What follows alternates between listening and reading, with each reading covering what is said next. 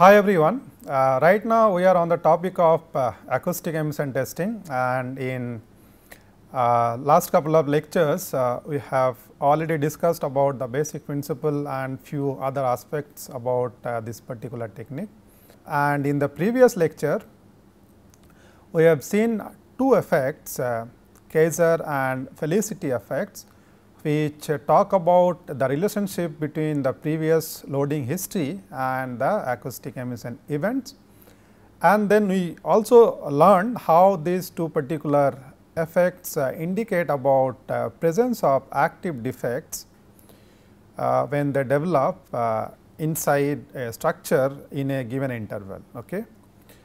And then we also just started this signal parameters, and two of the parameters we discussed in the last class, if you remember. So, this is what we started about the signal parameters, and today we will continue on this and learn about the other parameters. Okay. So, if you remember, I told you that the first thing that you need to do, you need to define this threshold, and above this threshold whatever signal you see that is taken as an actual acoustic emission signal, and below this threshold whatever you get, that is considered as noise. Okay. So, that is the first thing which is done. This threshold is user defined based upon the experience of the user, or based upon the kind of part you have, or the kind of defects you are expecting, and so on. Okay. And the first of the parameters which was counts, we discussed this in the previous class. It is nothing but the number of crossings or the number of excursion that you see above the threshold. Okay.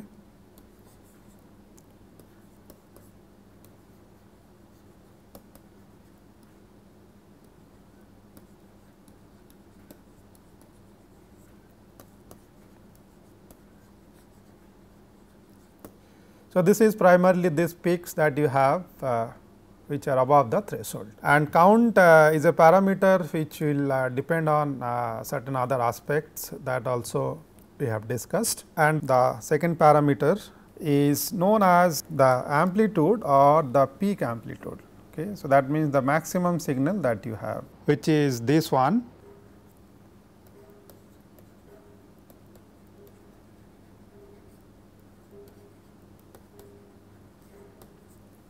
Now, if you consider the time which is elapsed between the first crossing and the last threshold crossing, that means the time above the threshold, if you consider that particular time interval is known as duration. So, this is another parameter.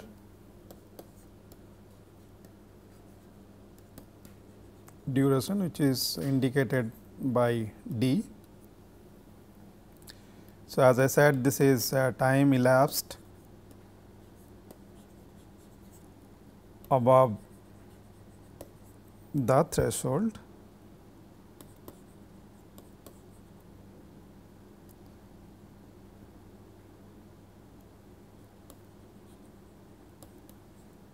So, that means this is the time difference between the first threshold crossing and the last one.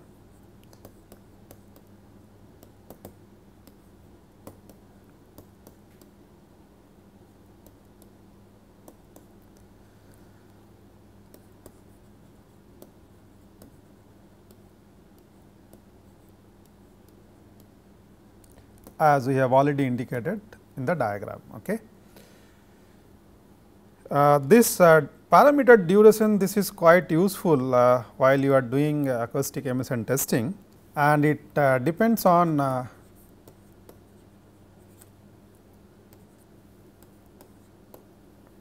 duration depends on the magnitude of the acoustic source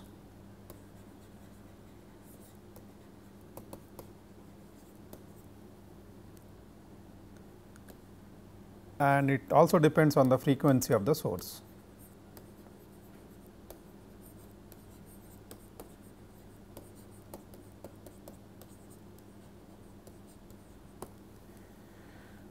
And as I said, this is a very useful parameters which can be used to do few things while doing acoustic emission testing. For example, this parameter can be used to filter out the noise.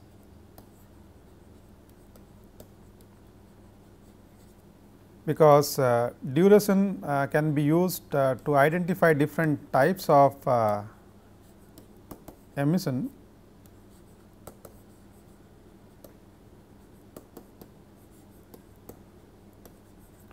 and as a result this can be used to identify noise. That means, emissions which are coming out from some other source which are not related to the defect. Okay.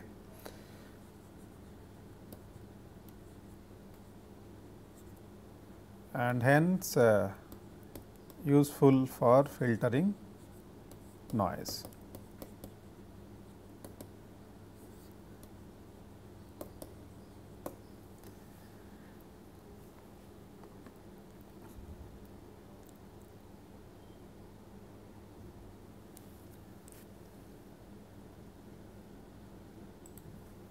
The next one that we have is known as rise time, which is written as R, and this is the time interval between the first threshold crossing and the peak. So, this is the rise time.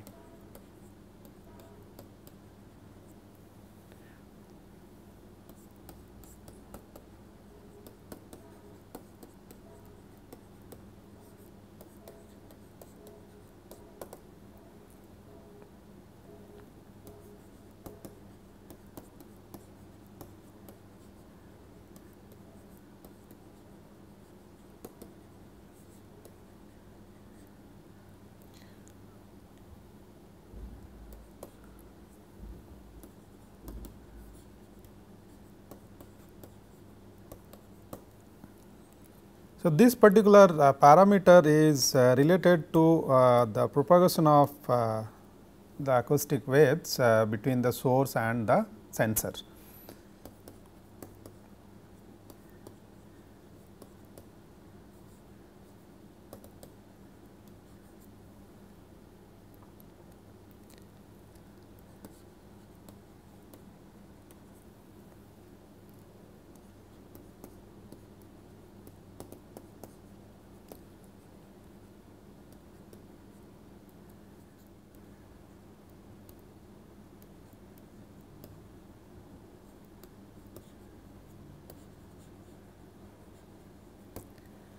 And hence this can be used to qualify the emissions, to qualify the signal, and as a result this can also be used as a criteria to filter out noise. Okay.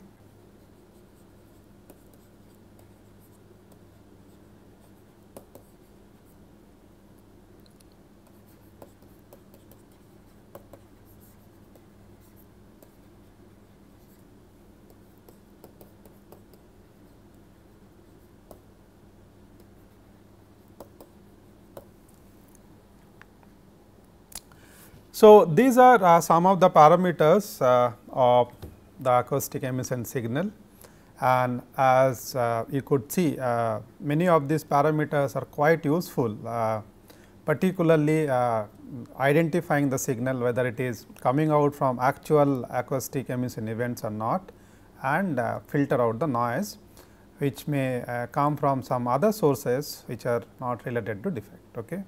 So, we will talk about that little later as to how some of these parameter or at least one of these parameters can be used to filter out the noise from the emission signal.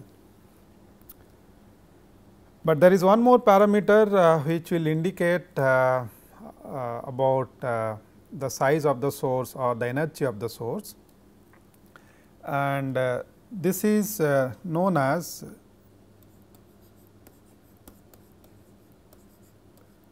Mars, and if you expand this, this stands for measured area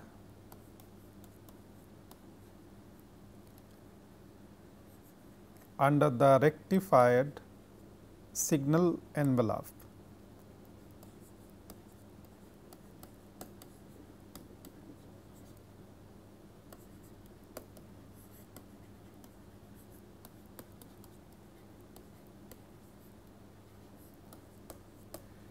Okay, so what you do in order to get this parameter, that signal that you have, you rectify it, okay, you smoothen it, get a smooth signal out of it by rectifying it, and if you measure the area under that rectified signal, that will give you this parameter, which is related to the energy in the signal.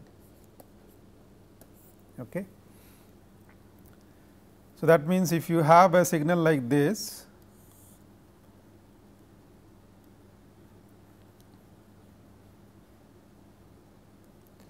this has to be first rectified. So, you need to make it smooth like this,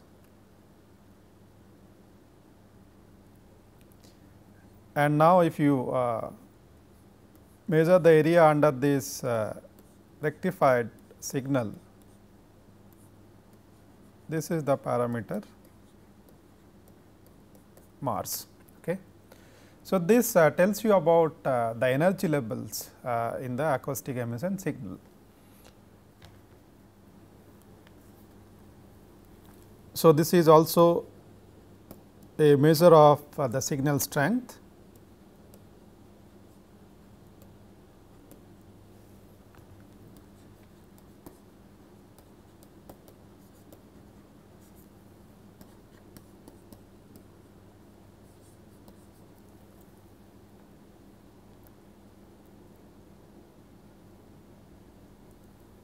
And this particular parameter is sensitive to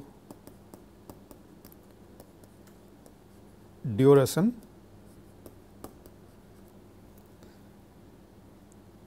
and the peak amplitude or the amplitude.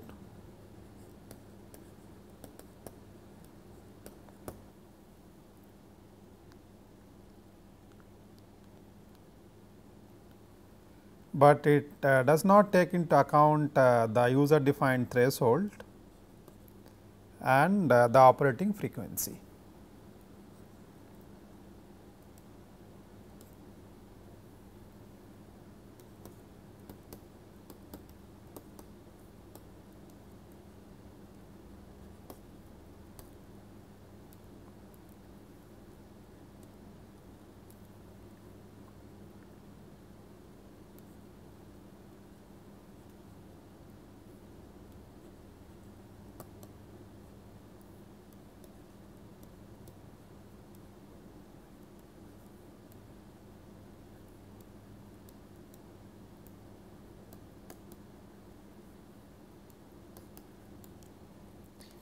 Okay, so these are the different parameters with regard to the acoustic emission signal. Now, since we have learned about the basic principle, the signal and the other aspects, so now we can go ahead and see the measurement system and the data, how it is displayed and how the defects are interpreted. Okay. So, if you talk about the measurement system,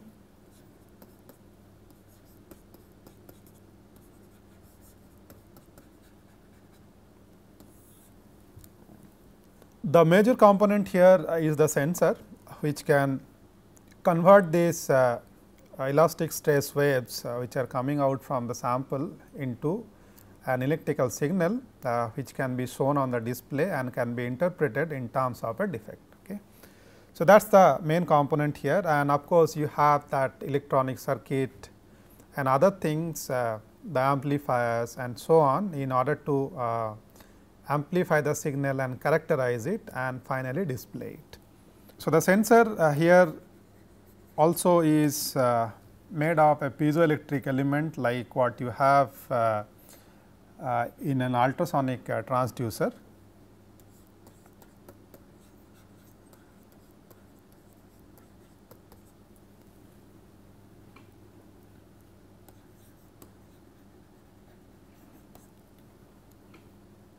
So, this lead, zirconate, titanate piezoelectric elements can be used in these sensors.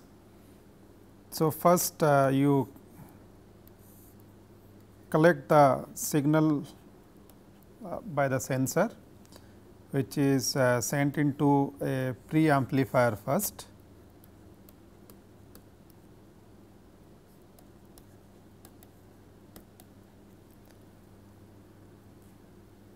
And then through the electronics in the system, you characterize the signal. That means, you identify the signal and see the quality of it, whether it is coming out from actual acoustic emission events or there are a lot of noise and things like that. So, that is called the characterization of the signal.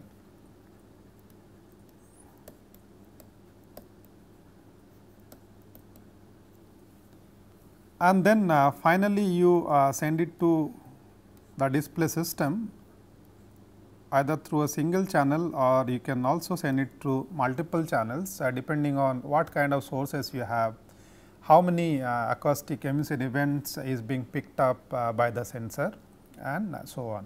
Okay. So, for a particular defect or for a particular acoustic emission event, you can collect a number of hit, you can collect a number of signals and you can send them through multiple channels to the display system, which will finally display the signal and give you an indication about the defects and damage inside the component.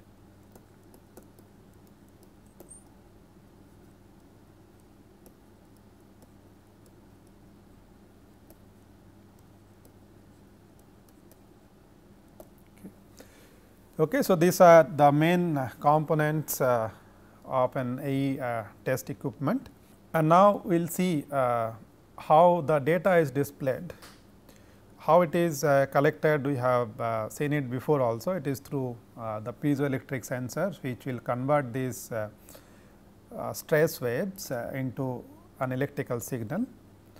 That is what will be collected and characterized, and then finally, it will be displayed. Okay. So, in order to characterize the defects, or in order to know about the presence of defects, we need to see what kind of display we have and how this display is interpreted in terms of the presence of defects. Okay. So, let us see that now.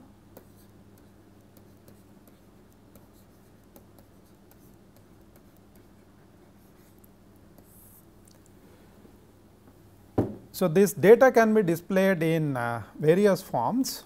For example, you can take the counts. So, this is the parameter that we have already talked about, or you can also take the energy. This also we have seen how it is obtained from the signal, and then plot it against time. Okay. So, if you see the plot, it will look like this. So, as the time increases, the emissions are also supposed to increase like this. Okay. Sometime a heat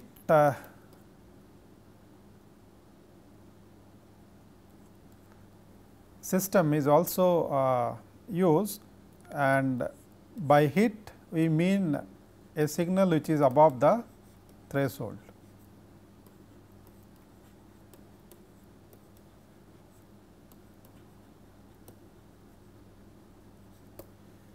Okay, so, whenever you count the signal, it is taken as a hit if it is above the threshold, and if it is below the threshold, then it will be counted as a noise. Okay. So, this number of hits will also give you the count or the count rate, and in fact, instead of plotting count versus time, if you take the count rate, that is a better representation of the data, because then it will tell you at a particular instant what is going on inside the component. Okay. So, this is over a period of time. So, this is kind of accumulative, but if you want to know the instantaneous results or what is happening at a given instance, then you need to better plot it in terms of the count rate.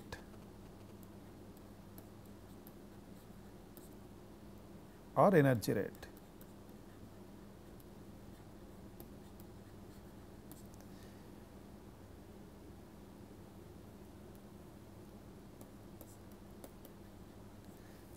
So, as I said, then you would be able to know that in a given instance at a given time how much acoustic emission events or acoustic emission signals are coming out.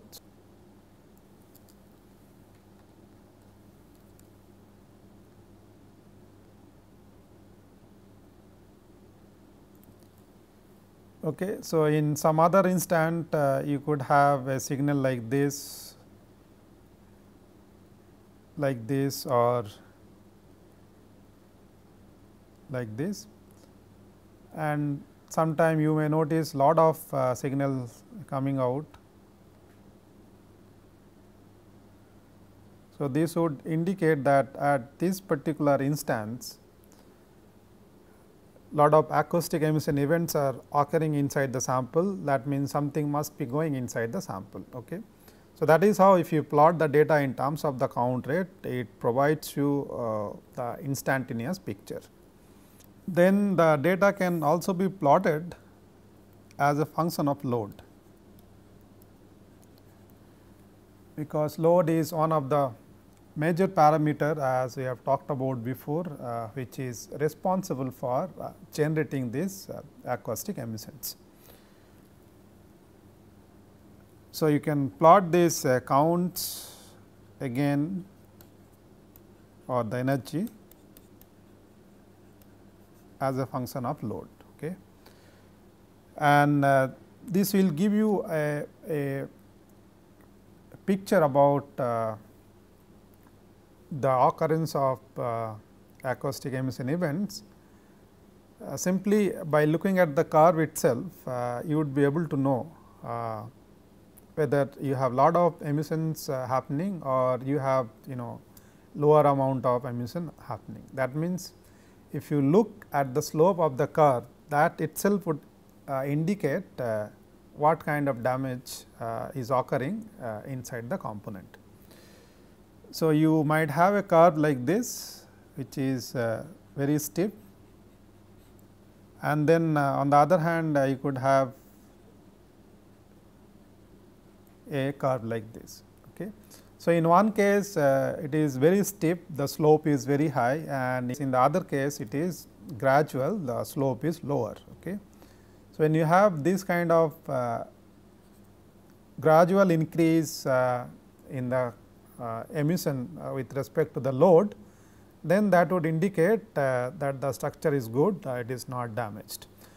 On the other hand, if you see that if you increase the load a bit, you are getting lot of emissions, and as you keep increasing the load, more and more emissions are coming out at a very high rate, then that would indicate a bad structure or a damaged structure. Okay. So, this is how looking at the slope itself, you would be able to know whether the structure is damaged or not. Okay. Then you can use the amplitude also, because this is again directly related to the size of the source. So, this signal amplitude can also be used as a parameter to have a display, and then you can characterize it and find out about the indications of the defects and damage inside the structure. So, this amplitude can be plotted in two ways. One is you see how many hits are there with a particular amplitude. So, let us say this is the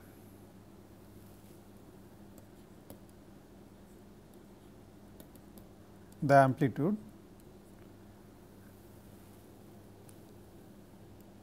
and the y axis is the number of hits. Okay.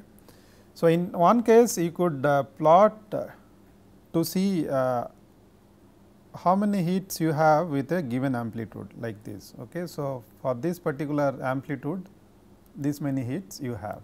Okay. So, like that. So, you will have different number of hits with different amplitudes like this,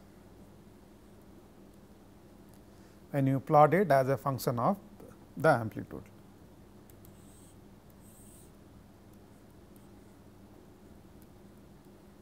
Okay, like this. So, this kind of plot when you see the hits with a given amplitude is known as a differential plot. Okay. On the other hand, if you see how many hits are there above a particular amplitude, then that kind of plot is known as a cumulative plot. Okay. So, let us say you have different numbers of hit.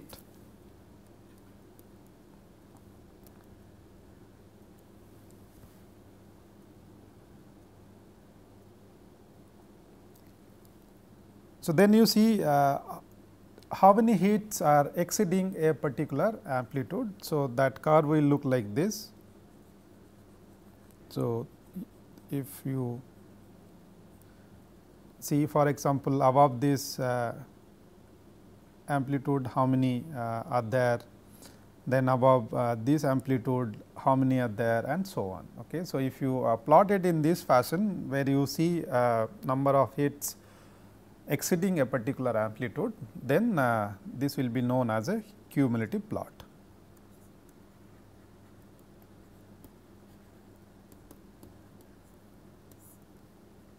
Okay. So, these are the two different types of plot when you use the amplitude to display the data. Okay. And how you get an idea about the defects or damage in this particular case is, if you see number of hits at higher amplitude. So, if you see an increase in the number of hits with high amplitude,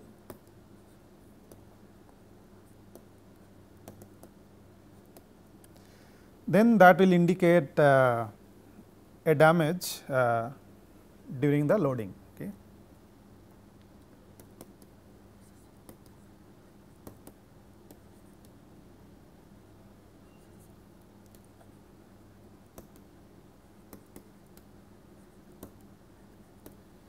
Okay, so depending on this, whether you are getting a large number of hits with high amplitude, or you are getting lower amplitude hits on larger number, based upon that you would be able to take a call whether some kind of damage has happened to the structure or not when it is loaded. Okay.